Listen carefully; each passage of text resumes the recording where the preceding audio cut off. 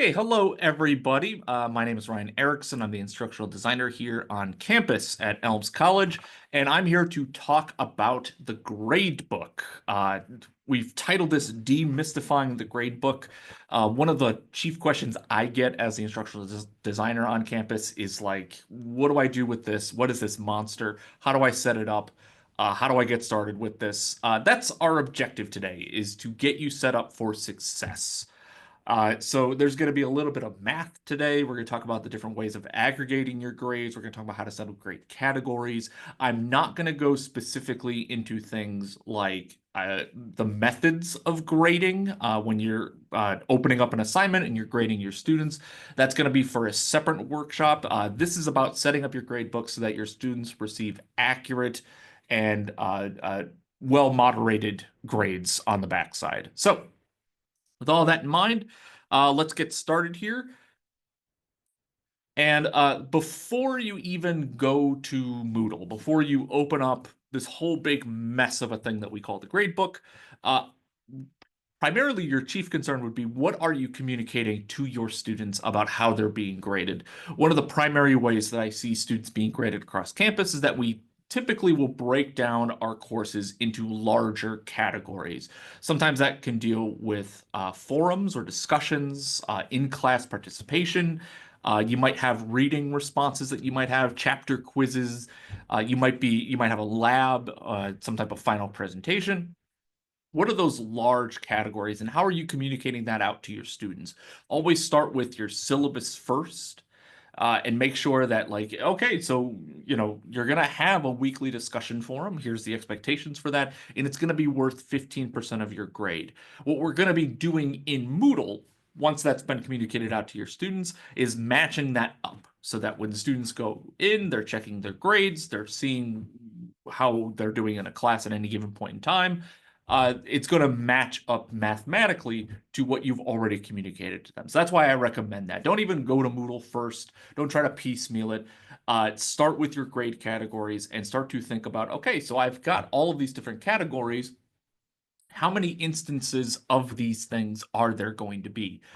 If you're teaching an 8-week online course, you might have 8 weekly discussion forums, each one on a different topic, but it's all going to fall under one category. You might have chapter quizzes spread out over a 15-week course period. How many of those are going to be? How many points are they going to be totaling up? For things like labs, maybe the labs at the beginning of a course are less rigorous than a lab at the end of a course. We want to be thinking about these things ahead of time because that's going to help set us up for success in Moodle because we're going to be looking for certain buttons. We're going to be looking for certain drop down. The more of a plan you have when going into these, the better and more successful your course is going to be, and more accurate grade reporting is going to be available for your students at a glance through the entire process. So come up with each one of those plans. Make sure you've got those going in there.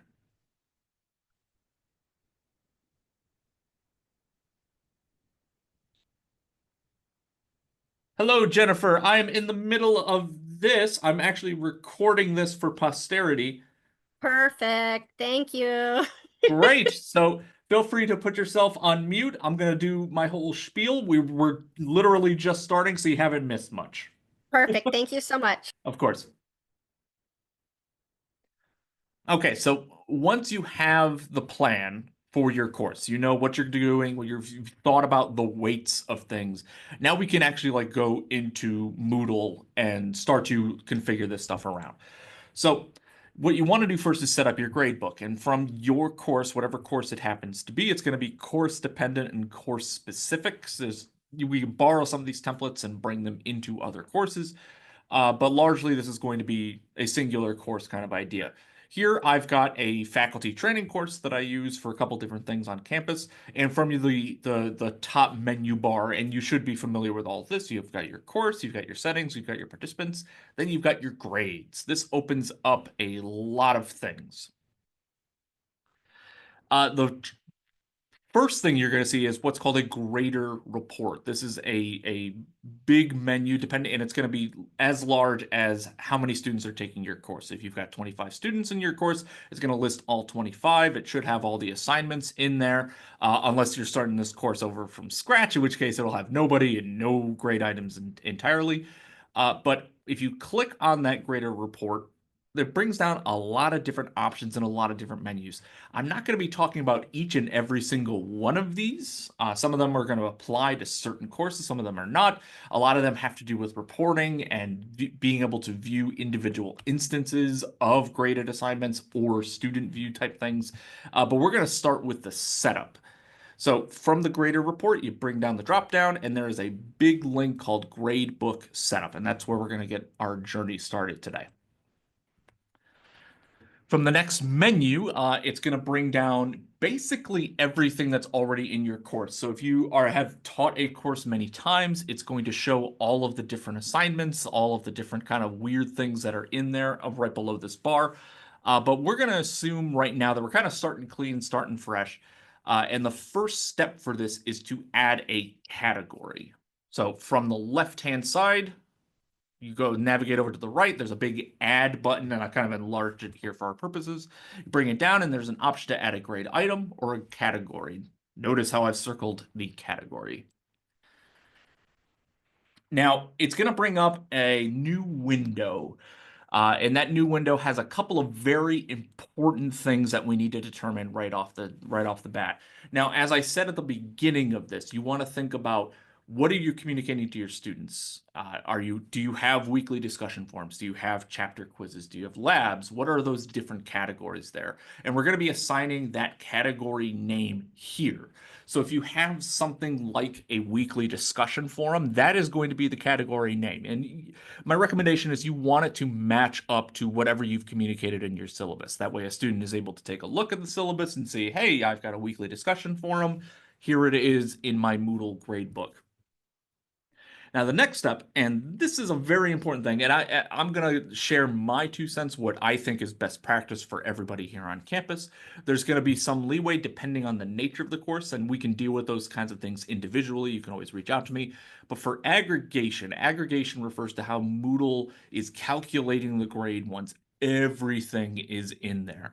By default, and this is by design, we have weighted mean of grades. What weighted mean of grades does is it averages together all of the grades within a specific category, whatever those happen to be. Maybe a student got 75 out of 100, and then maybe 25 out of 50, whatever those different values are. And then it applies a flat weight percentage across the entire category.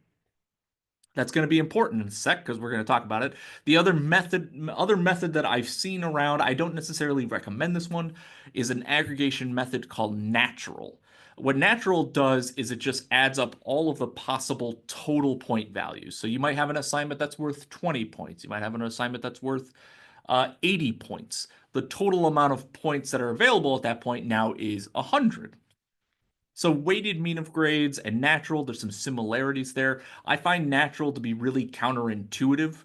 If you have a lot of assignments, if you have a lot of things going on, a lot of high point values, you could end up with a natural point value that is like 900, 1,000, higher than 1,000 in some cases. And I've seen that in a couple of use cases. Some people like to see that method. It's a little bit more transparent. What it doesn't achieve is a kind of weighted percentage, right? So if you're communicating to your students, hey, we're going to have a weekly discussion forum, it's going to be worth 15% of your grade. Unless you're doing the math manually in your head, natural is not going to be the best fit for you. In this case, we're going to use weighted mean of grades for this. So you're going to repeat this process for all of your grade categories, right? If you communicate to your students, you've got your weekly discussion forums, you've got your chapter tests, you've got your labs, you've got your final, your final presentation, whatever it happens to be. You're going to repeat this process for as many categories as you've communicated out to your students. So let's dive a little bit deeper into aggregation, because now we've got a series of categories, and like our kind of course level one where we're selecting the weighted means of grades. And once again, that's the one I'm recommending. That's going to be the easiest and more communicative to your students of how they're doing in the course. We can now set the aggregation level for each individual category themselves, which is really nice. It's a really neat way of giving students a leg up, and it's largely like to taste, right? I can make some recommendations, but you might have some use cases where one might be better than another. One might be more reflective of what you're trying to get across to your students than another one.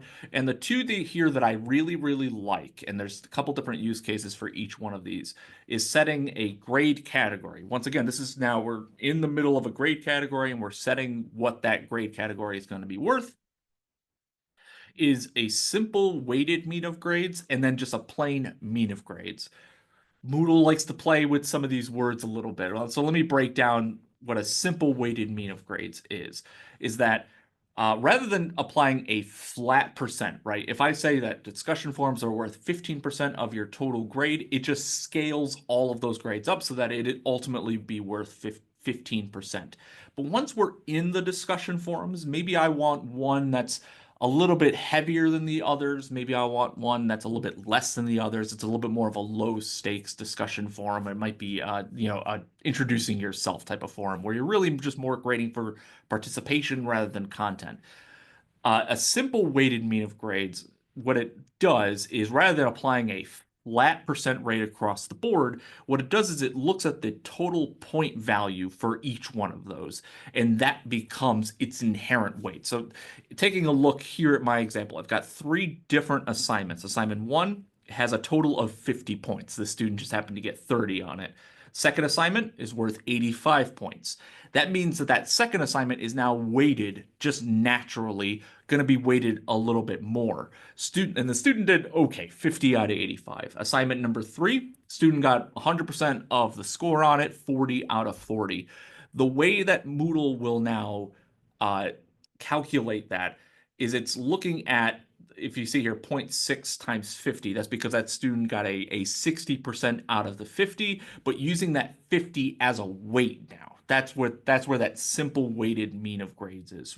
Rather than just applying a straight 15% across the board, it's like, oh, this thing is worth 50 points, so it's going to be worth a little bit less than something that's worth 85 points. Very useful when you're in the middle of a category and you might have a chapter quiz that's 20 questions long versus another chapter quiz that might be 87 questions long. That type of thing could be really useful for that. In this case, this total student, just by this calculation, got about a 76 within this grade category. Not too bad, not too bad. Let's compare that now to mean of grades. That's another useful one, and there's a couple different use cases for this. What the mean of grades does is it doesn't apply any weight at all. What it does is it takes the total amount of points and divides it by how many opportunities the student had to get those points there. So in this case, it's not even looking at the total amount of points available. It's looking at how many points this individual student achieved, 30 plus 50 plus 40, and then there were three opportunities. So that's what it's divided by. It's just a straight mean. It's an average. In this case, you can see the difference in the point value. Where would this be applicable? Maybe there is a scaffolded assignment where you're having a student iterate upon a creative process, for instance. If they're going back to the same results within a lab, you might have them do a little bit better. That's where this would be really, really effective for most folks. Once again, it's going to be a to-taste thing. It's all getting down to granular calculations. After you set up your grade categories and you set up your flat rate percentages for each one of those categories, that's where simple weighted mean of grades now makes sense for that individual category itself. Because now you have the power as the instructor to say this assignment is worth slightly more, is worth slightly less, is worth slightly more, depending on how many there are. And then once those grades are calculated, we then apply that 15% because we've set the weighted mean of grades for the course. Hope that makes sense. A lot of math. So how do we assign the weights at the end of this, right? I've got my four large categories here that I've later on applied simple weighted means, but now I've got to apply the weights. And I've seen people make this mistake, and it's an easy mistake to make, right? Because you're already thinking in percentages. For my weekly listenings in this course, I wanted to assign that 10%. For written work, 35%. For my discussion forums, 35%. My final presentation, 20%. Notice here how I'm not using decimal points as I would a traditional percentage point. Moodle does all that calculating for you on its behalf. You don't need to worry about trying to figure out, 0.35, 0.2. It's going to do that automatically. What you do want to make sure is that the total of each one of those numbers adds up to 100. So in this case, 35 plus 35, 70 plus 20, that's 90, and then plus 10, that equals 100%. And that's how I know I'm getting up to 100%. Moodle will still calculate it even if it doesn't have 100%. It just might not be reflective of the totality of the course in that case.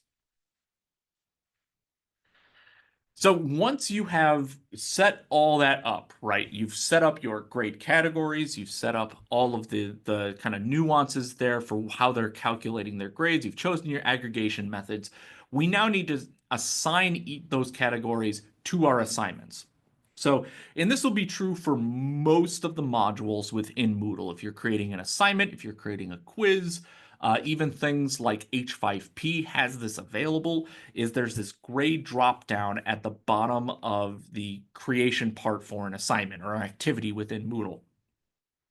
And when you bring that down, you get to choose how you're grading your students using points, scales, using rubrics, for example.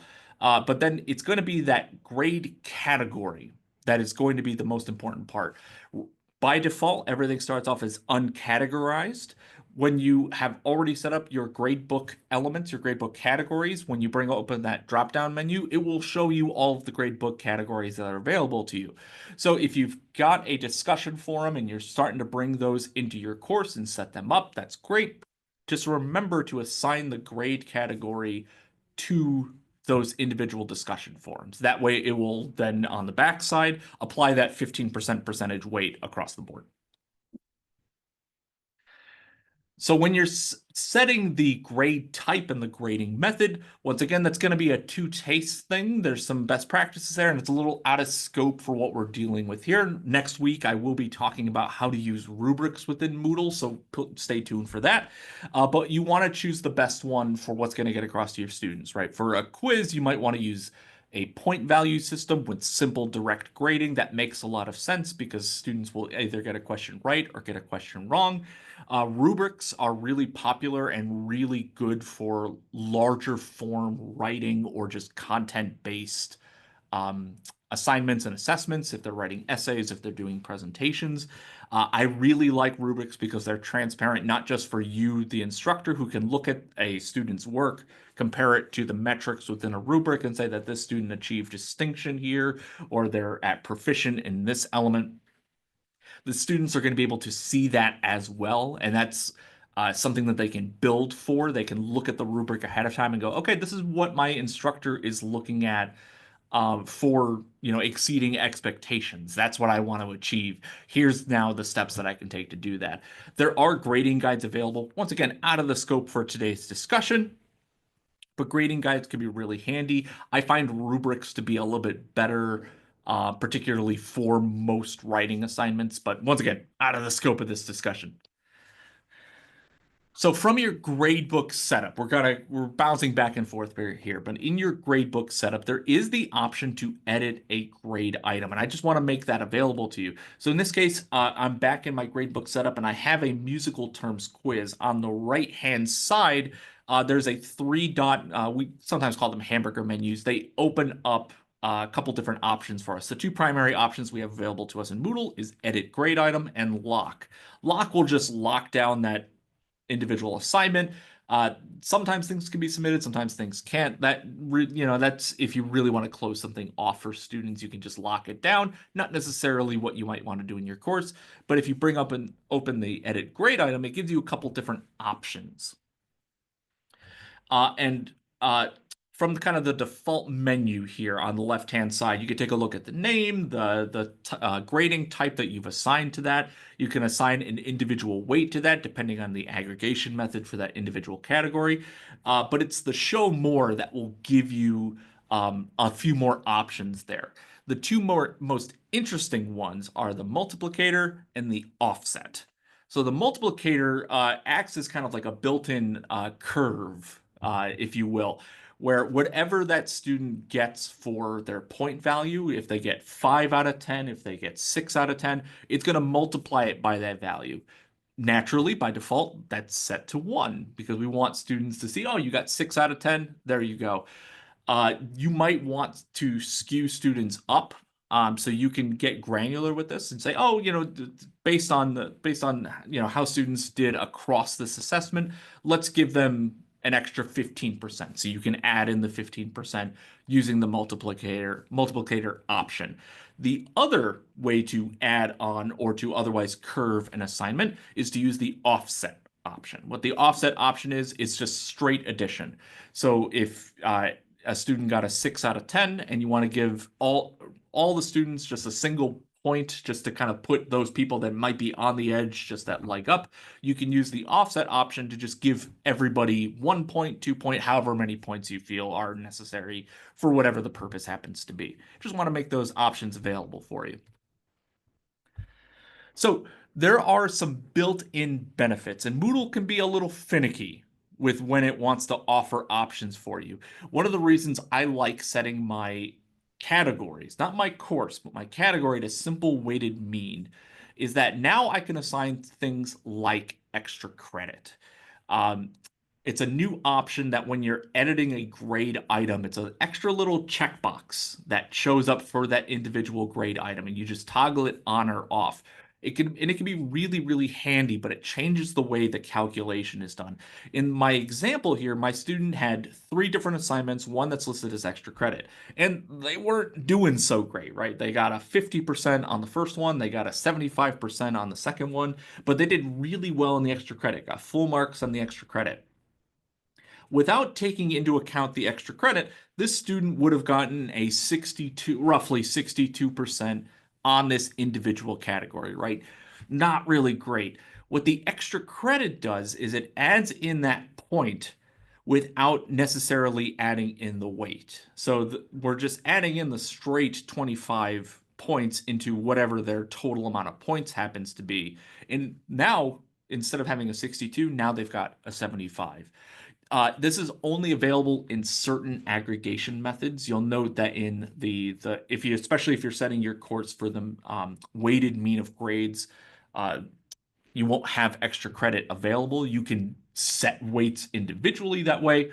The extra credit's only available on simple weighted mean of grades, which is why I like using that for my grade categories, and it's only available under things like natural and mean of grades.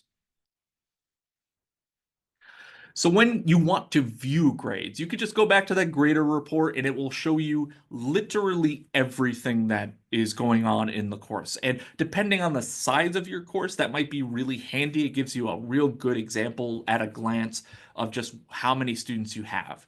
If you've got 8 to 15 students, that's pretty manageable. But if you've got a lot of students, if you've got a really large kind of lecture setting where you've got north of 30 students, there could be a lot of information in there, and it's just really hard to parse out. That's where single view can be really, really handy. And single view you can view multiple single instances here. The default is to view by user. So in this case, I want to take a look at Big Bird's grades. I can just search up by Big Bird and see all of their grades throughout the entire course. I can also view individual grade items, which is really, really handy. So if I have a really tough quiz and I just want to see how all of my students did on that singular quiz without having to worry about how they're doing, in the rest of the course, I just toggle my view by over to grade items, and then I'll filter down to that individual quiz and then see how all of my students did on that quiz and get some analysis that way. One of the really cool things you can do in single view, and you have to have edit mode on for this. You don't always have to have edit mode on when you're doing your gradebook setup, but there's certain instances where we get some more functionality here. With edit mode on, if I'm doing a single view for a student, in this case Big Bird, I can now override or otherwise exclude certain grade items from that student's aggregation. So override sounds exactly like what we're talking about here. If I toggle it on, I can now change that student's grade if they've got a 67, but I'm giving them a few extra points. Rather than going in and doing an offset that will apply to the entire class, I can just go in and override Big Bird's individual assignment. In this case, Baroque music. If they didn't do so hot, I can give them an extra point, not having to worry about the rest of the class. You can also exclude a student's submission from the grade aggregation, which could be really handy. Students have a number of accommodations that need to be met. They might take a leave of absence to deal with family emergencies, or they have an illness, and you might need to exclude that individual grade from a student's aggregation for one reason or another. That's what that toggle is for. It will just simply remove that individual grade item from the student's aggregation and be more reflective of how they're doing in the class without the interruption that they experience. So once again, you have to have edit mode on to be able to edit those. I didn't include that little marker here, but it's worth noting. User reports are really, really handy for getting kind of the broad scope of how a student is seeing their grades, right? A little different from single view, where you as the instructor have a little bit more options, a little bit more capability. A user report will show you what a student sees in their individual grade here. So once again, Big Bird hasn't submitted anything yet, so there's not a lot for Big Bird to see with how they're doing in this course. But when Big Bird clicks on their grade tab for this course, in this case, the faculty training course, this is what they're going to see. They're going to see everything in here. They're going to see the range. They're going to see the calculated weight, the individual grades. They're going to get the percentage and feedback. This is their report card, and they're going to get this given to them in real time. That might be really useful for you as an instructor to be able to see. In addition, and this is from the larger dropdown within the gradebook itself, is grade history. Some courses, there might be multiple instructors. You might have multiple graders that are making adjustments to the course, that are editing grade items, that are grading students directly. For most folks here on campus, it's just a single instructor and a single grader, but you might have a student assistant, you might have an SI, you might have a graduate level folk who are helping to grade you. And if you want a detailed report of how users are being affected by that, what another person assigned for that grade, and you want to see how that's affected them, not just at an individual grade item level, but over the course of time. In this case here, I can enable specific dates. The grade history will allow you to do that. It's very, very cool. It'll also show you overrides and exclusions for that particular student. Underneath the gradebook setup, when you're back down in that drop-down menu, you can also set your course grade settings. And this largely has to do with the display of how those grades are done. Normally, what we're generally all seeing is something called real, which is just a point value, right? Something might be worth 100 points. It'll show you that it's worth 100 points and that the student achieved X amount of points toward that goal. That is really useful. It's really transparent, but it can be a little unwieldy. There are a lot of ways to adjust that here. So in this case, in my grade display type under grade item settings, I've changed that to real and then in parentheses letter. So that's going to give me the real score, the 70 out of 100, the 80 out of 100, but then it's going to show me the letter grade that's associated with that score. That could be really, really powerful for students that need that type of feedback, or for you as an instructor that maybe traditionally you have really appreciated that kind of feedback for your own. You can see that in real time.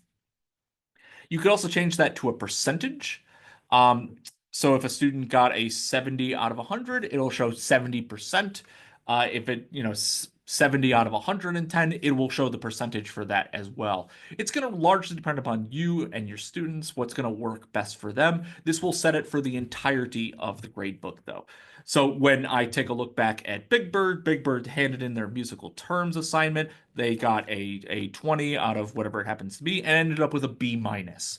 That's what we can do for our students to just give them a little bit more transparency, to be a little bit more honest with how they're doing in the course. In this particular assignment, Big Bird didn't do so hot. But I set up the assignment. Big Bird can attempt this assignment again. So that was a lot. And that was a lot of math as well. A lot more math than I think most folks were probably going to anticipate. If you need any help with your gradebook, if you want some helpful tips or tidbits with your gradebook, you can feel free to reach out to me. My email is erickson, Erickr, @elms.edu. You can also reach out to Becky LaScarborough, who will also help you out as well. We are the Moodle folks on campus. We can give you some tips, some tidbits, and help you get set up that way. Now, we do have somebody here in chat, so I'm going to address their questions individually and turn off this recording. So, thank you all.